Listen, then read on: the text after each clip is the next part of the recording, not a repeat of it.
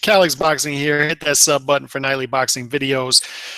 Danny Jacobs dispatches of Sergio Mora, 7th round TKO victory. Knocked him down, I believe, 3 times, maybe even 4, but I think it was 3 times in this fight. Sergio Mora's awkwardness did nothing except make him last a little bit longer in this fight. My prediction video, which I did earlier this week, I had middle round stoppage, which ended up happening. I got one right, but not much to this fight, and that's why this post-fight show is not going to be very long, because pretty much played out how everybody thought it was. Sergio Mora, a guy with no firepower. I think he has like a 26% or 32% KO percentage, which is nothing.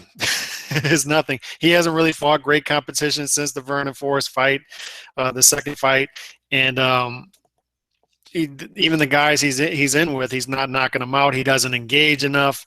And you saw Sergio Mora's game plan coming into this fight.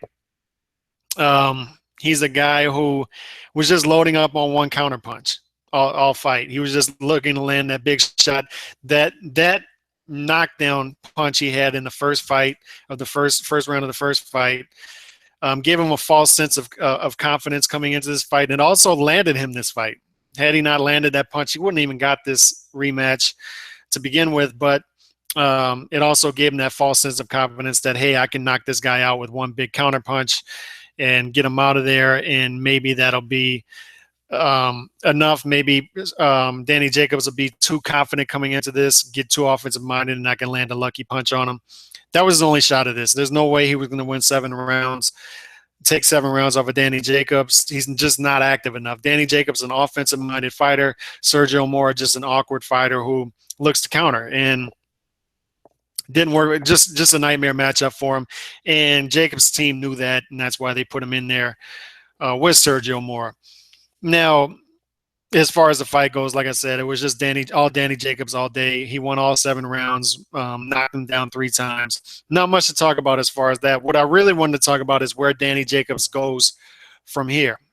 Sergio Mora, where he goes from here, he just needs to retire at this point. I mean, there's no way up for him. He just is who he is at this point. He's reached his potential, and no going up for him. I mean, they can parade him out there to be sort of this stepping stone fighter, but the problem with that is he's not your natural stepping stone fighter because he's awkward. You're not going to look good typically against a Sergio Mora. Danny Jacobs managed to knock him out or TKO him twice, but did he look great doing it? No, I mean, this wasn't an exciting fight by any means. Didn't get people too excited about Danny Jacobs going forward. However, he did what he had to do. As far as Danny Jacobs going forward, he said after the fight he wants Gennady Golovkin next. I love hearing that. And there was an article that came out, I think on LA Times, I want to say, Wednesday, where Danny Jacobs' team said they want to fight Gennady Golovkin end of 2016 or early 2017. And when I first heard that, I was like, oh, that's just a guy talking, you know, he's just talking. But there is some legs to it, because as I was stating in a previous video, if you look at Danny Jacobs, he's looking for a big money fight at this point. You saw the article that came out today where he's basically blaming his race for not getting the respect that Canelo's getting, not getting the fans that Canelo's getting, not getting the fans that Triple G's getting, and you know, there's not legs to that. I mean, he's not getting that because of how they've been managing his career up to this point. The guy's fighting on Spike in Reading, Pennsylvania on a Friday night. You know, it doesn't scream attention. You know, they're not bringing attention to his career. He beat Peter Quillen in December, for God's sakes, and he's just fighting again in September against a guy he already beat, and a guy who's not even in the top 20 in the division. So they're not ambitious with this guy's career. They're not building his brand. So he only has himself to blame in that sense. But what I like is it looks like he's getting frustrated. It looks like there's probably some stuff going on behind the scenes where they're saying, because all these fighters who are with Al Haymon, they signed contracts saying they cannot talk negatively about Al Haymon in public. That's in their contract. But I guarantee you there's stuff going on behind the scenes where they're getting frustrated. They don't want to fight in Pennsylvania in front of a half full small arena because, as you saw tonight, after the Easter fight, the arena emptied halfway. And Danny Jacobs is supposed to be the main event, but after the co-main event, half of the arena is empty. All right, and these are Easters fans. So they're just, this is a guy who has 12 straight knockouts, 12 straight stoppages after his loss to P-Rock 6 years ago.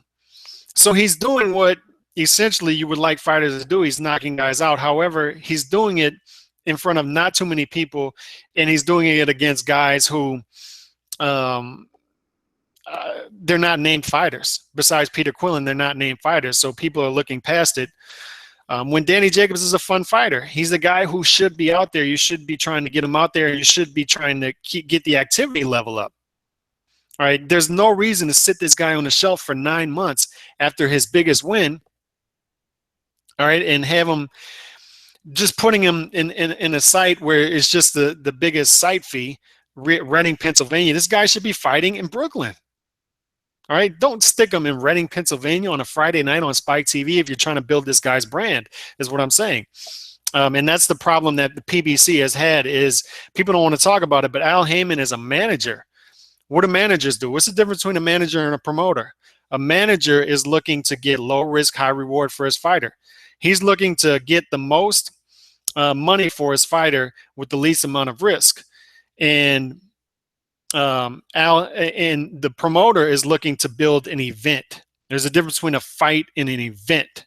They're looking to fight an event. In order to do that, you have to build your brand. You have to build fighters. You have to build them. And that's the problem with PBC has had, is Al Heyman being a manager, he's going to run these guys' careers as a manager. He's not going to look at things as a promoter. He's going to look at things as a manager. Although he is basically a promoter right now, he's trying to promote a brand. He's still running this thing like a manager. And that's the issue, is that you don't have too much fighter development going on. And Danny Jacobs seems to be frustrated that he's not getting the big events. But what I like is after the fight, he said, we want Triple G next. Next. We want him next. If he wins his fight, we want him next. And that's what you'd like to hear. And I'm starting to believe him.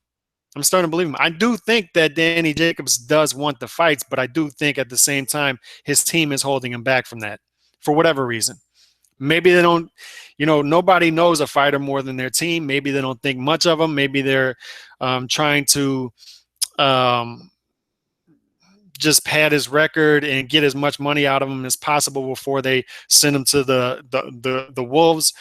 However, it looks like Danny Jacobs, it just looks more and more like there's legs to this guy. He's an exciting fighter. At the very least, he's a fun fighter to watch. He's offensive minded. He wants to knock guys out. He wants to get them out of there. That's what you want. So at the very least, you have that, and that in itself is marketable. That in itself is a product. That in itself is a package that you can sell to people. So even if Danny Jacobs loses, he would lose in exciting fashion, and people want to see that. Now, whether he's an elite level fighter, that's yet to be seen until he steps in there with somebody. But dude, Triple G versus Danny Jacobs would be, woo, that would be an excellent fight. That would be a fun fight at the very least. Two offensive-minded fighters, arguably the two top guys in the division. I would argue that. Who did I have? I did my rankings. Yeah, no, I had Danny Jacobs third or fourth. I mean, you could easily argue him number two. And Canelo and Cotto aren't even fighting at what middleweight right now. So you could argue Danny Jacobs is number two on your rankings. And fun fighter to watch. Exciting, but you got to put him in there with guys who also make him look exciting, but you got to step him up at this point. They haven't done a good job at building his brand. The interview that I was reading with him, he was frustrated because in the Peter Quillen fight, two Brooklyn-based fighters in Brooklyn, that only half the arena was full. He was frustrated with that. And, I think that points directly at his management and promotional team. They're not doing a good job at building this guy when there's something to build there. There's a brand. I mean, this guy, watching this guy is what I'm saying. He shouldn't be stuck on a Friday night on Spike TV in the middle of nowhere, Pennsylvania, where half the arena empties out before his fight. Obviously, if that's happening with the guy who has won 11 straight fights by knockout, they're not doing a good job at marketing this guy. And it has a lot to do with them sitting him on a shelf for 9 months after he beats Peter Quillen. When you have momentum, man, you got to strike while the iron's hot, and they didn't do that. But strike and get this Gennady Golovkin fight next. All right, because what his team is looking at is if he fights Canelo next fall, we got to fight him before then, because what if he fights Canelo? Then what if there's a rematch? And what if he goes to super middleweight after that and he exits the division? Maybe they could follow him to that division, or maybe they could fight Canelo after that, but who's to say who Canelo fights? So I think they're saying it's time to do it. It's time to do it now. We wanted to wait till the end of 2017, but it's time to do it now. I think that's what they're looking at. And I think it's a lot of, I guarantee you, dude, behind the scenes, Danny Jacobs is saying, no, man, I don't want to wait around anymore. He's a competitor. He's saying, I want that fight now. I want the fight now. I want to be the best. I want to fight the best middleweight out there. Let's do it. Let's find out who the best middleweight is. I'm a competitor. I want to fight the top opposition. Let's do it. Let's do it. I guarantee that's what's happening behind the scenes. So hopefully that happens, because at the same time I was reading the article and it said he has to get paid well for putting himself at risk in the Gennady Golovkin fight. So you also have that going on, where you read something like that, you're saying, oh, he's going to price himself out of the fight. I hope he doesn't price himself out of the fight. All these guys demand money that they don't necessarily deserve when they fight Triple G, all for the risk, and they end up pricing themselves out of the fight. I hope he doesn't do that. I hope they can come to an agreement, because it would be an awesome fight. And it'd be a big fight. It would sell out the Garden. It would sell out Barclays, wherever they fight it at. That would be the perfect spot for the fight. And I think it's a fight that would do decent on pay-per-view. I mean, would it smash records? Would it do 1 million buys? No. But it would do decent enough. It would do decent enough. You wouldn't waste the budget, because it would be on pay-per-view and it would at least break even. So it's a fight that makes sense, boxing-wise and business-wise. So do it. Do it. Golovkin versus Danny Jacobs. Whew. Man, those guys will be swinging. Those guys, two guys with power. Obviously, Golovkin, huge power puncher, but Danny Jacobs can hit too. He can bang too. And we'd be able to see if this is just Danny Jacobs smoke and mirrors because he's fighting not top opposition, not great opposition, or is he the real deal? Did he learn from that loss against P-Rog in 2010? Is this guy legit? Let's find out. Let's step him up. But in the meantime, Danny Jacobs does what we expected, stopped Sergio Mora middle rounds, and we move on from there. Hopefully, after Triple G fights tomorrow night, and it looks like he's going to beat Kell Brook, hopefully after that, in a couple weeks, we'll be talking about Golovkin versus Jacobs and talking about a matchup between those guys in late 2016, early 2017. But y'all hit me up. Let me know what y'all thought about this fight and where Danny Jacobs should go from here. And where do you think he'll fight Triple G? Hit me up. Peace.